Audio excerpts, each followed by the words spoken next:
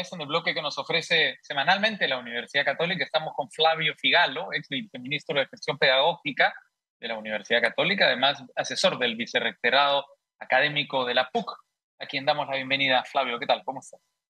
Muy bien, gracias. Gracias, Raúl, por la oportunidad y por la entrevista.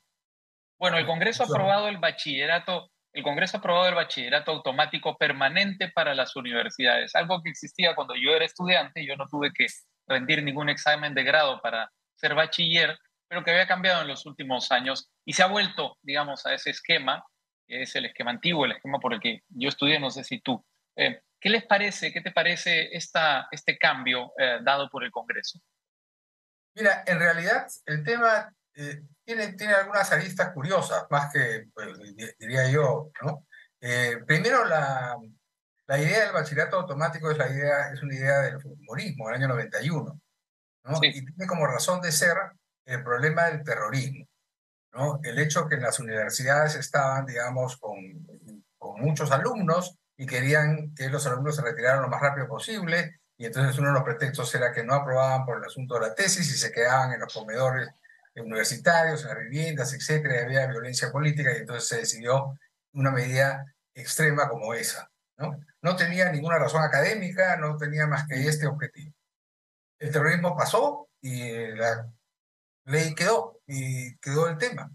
No fue sino hasta el 2014, ¿no?, que se vuelve a la situación anterior, es decir, a la lógica que la universidad también forma para la investigación y por lo tanto tiene que haber la presentación de un trabajo de investigación, ¿no? Entonces comienza en el 2014, pero resulta que no se implementa de inmediato porque tiene que ser recién para la gente que recién entra en el 2014, ya. ¿no? Entonces, pero después viene la pandemia y cuando llega la pandemia se suspende porque la pandemia no facilitaba las posibilidades de investigación supuestamente y por lo tanto no se podía hacer trabajo de investigación, y esto duró se extendió hasta este año, se extendió por una ley hasta el 2023, hasta el fin de 2023. Pero antes de que esto terminara de manera excepcional, supuestamente, ¿no?, lo han convertido en algo permanente, ¿no? Resulta que ahora, digamos, se ha convertido en algo permanente. Y entonces han cambiado la lógica de la formación en investigación por un curso que quieren, digamos, que se dé al final de la O formación. sea, me estás diciendo que nunca se llegó a implementar del todo. Nunca se llegó a implementar del todo porque incluso había condiciones. Tú, si querías, podías hacerlo o no por el tema de la pandemia. O sea, hubo algunos años en que sí se implementó del todo. Y cuando sí se implementó del todo, y cuando ha estado funcionando, ha tenido mucho éxito. Hay una gran cantidad de trabajos de investigación, ¿no?, de pequeños trabajos de investigación, porque no se trata de hacer grandes tesis tampoco, ¿no?, sí, que han resultado importantes no solamente para la formación de las personas, sino como carta de presentación de las personas de lo que saben hacer, de lo que pueden demostrar que es posible hacer con su Sí. formación, ¿no? Ahora, la lógica que ha planteado el congresista Cabero, quien ha presentado esta norma finalmente aprobada, tiene que ver con la incorporación al mercado laboral. Es decir, quien tiene un bachillerato puede acceder a un mejor puesto de trabajo que quien no tiene un bachillerato. Esa lógica debería primar ante la lógica de la excelencia académica. Una pregunta yo creo que bastante tendenciosa de mi parte, pero porque supongo tu respuesta, pero no sé qué te parece. Mira, ahí hay un argumento que es absolutamente falaz, ¿no? O sea, y se basa en una idea que tuvo que ver, digamos, con el tema de la pandemia. Cuando ocurrió la pandemia, cayó el mercado de trabajo, fue fuertemente afectado, cayeron los empleos, ¿no? Y hubo un efecto sobre los empleos de gente con educación superior, ¿no?, que se recuperó más lentamente. Pero cuando se comenzó a recuperar, rebotó más arriba, ¿no? Porque el contrato de gente con mayores títulos, con mayores grados, tiene que ver con el crecimiento y la expansión de la actividad, ¿no? Lo otro es el sostenimiento de la actividad. Entonces eso más o Ujú. menos permanece fijo, ¿no? Entonces, parado en esta idea, dice, hay un efecto, ¿no?, que es que los estudiantes, digamos, pierden tiempo por hacer su tesis o por hacer su trabajo de investigación y por lo tanto no logran entrar al mercado. Y eso se está reflejando así. Absolutamente falso, no es nada de eso es cierto. Es más, ocurre todo lo contrario. ¿no? O sea, si tú tienes, digamos, un buen trabajo de investigación, tienes más oportunidades laborales, tienes Claro. más posibilidades de empleabilidad, ¿no? Entonces, es un Mm. argumento absurdo, ¿no? Ahora, mi pregunta sería, para terminar, ¿esto es parte, digamos, de una estrategia que hay que vincular con la antirreforma educativa y tal? Es decir, este es un eslabón más de este proceso de volver más laxo todo el proceso de formación académica y, por tanto, de devolver, digamos, la calidad académica a los niveles previos a la reforma educativa. Mira, yo creo que esto es producto de las tonterías que tiene la gente en el Congreso en la cabeza.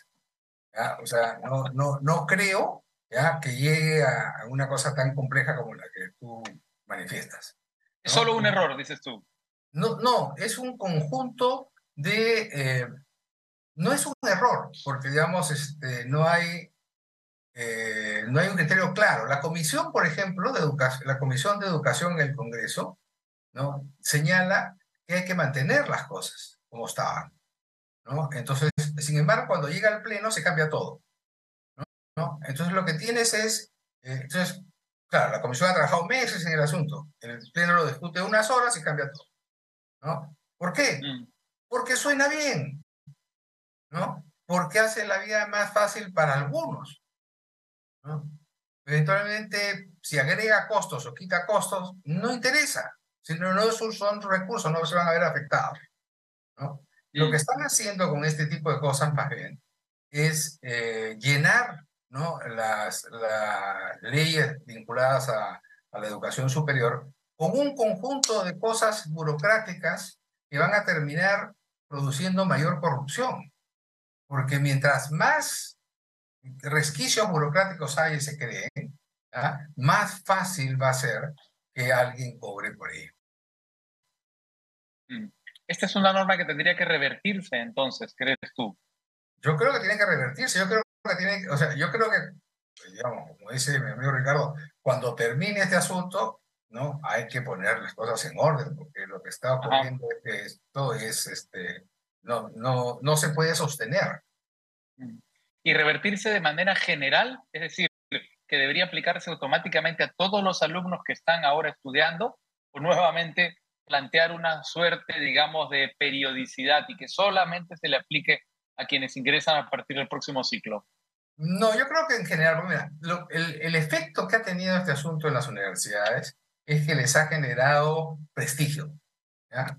O sea, hay Sí. muchas universidades públicas y privadas que han ganado prestigio porque ahora tienen más capacidad de investigación, ¿no? Entonces es algo que les interesa, el prestigio tiene un valor, y en el caso de la educación superior más aún. Sí, Entonces claro. las universidades van a buscar mantener de alguna manera este asunto, ¿no? En Sí, contra incluso de las tendencias que vienen por el otro lado, ¿no? sí. Eh, entonces yo creo que en realidad no va a haber problema, digamos, en poder restaurar, digamos, una lógica más en esta dirección. Eso va a depender en todo caso de ver cómo la superintendencia, pues, también actúa vigilando que esto se haga de la mejor manera, ¿no? Ujú, de acuerdo. Bueno, ese elemento que has mencionado, el del prestigio, es fundamental y se está discutiendo poco de la necesidad que tienen las universidades de tener ese capital tan importante que es la credibilidad y el prestigio, ¿no? Porque ahora, con Internet, uno puede estudiar en cualquier país del mundo con estas nuevas, además, universidades digitales. Así que la competencia es mucho más agresiva y hay que tener justamente estos capitales, estos argumentos para enfrentar esa competencia que ahora es global, ya no se restringe solamente a tu país. Claro, además hay el tema de la inteligencia artificial, por ejemplo. Hoy día necesitamos más pensamiento crítico, más capacidad de desarrollar conocimiento, más Mm, posibilidades de resolver problemas y capacidades para resolverlas, más cosas, digamos, que nos permitan evaluar si algo está funcionando o no, ¿no? Entonces necesitamos más calidad de formación, no menos calidad de información, de formación. de acuerdo. Muy bien, Flavio Figalo, asesor del vicerrectorado académico de la Universidad Católica, ex viceministro de Gestión Pedagógica. Un gusto conversar contigo. Igual, muchas gracias.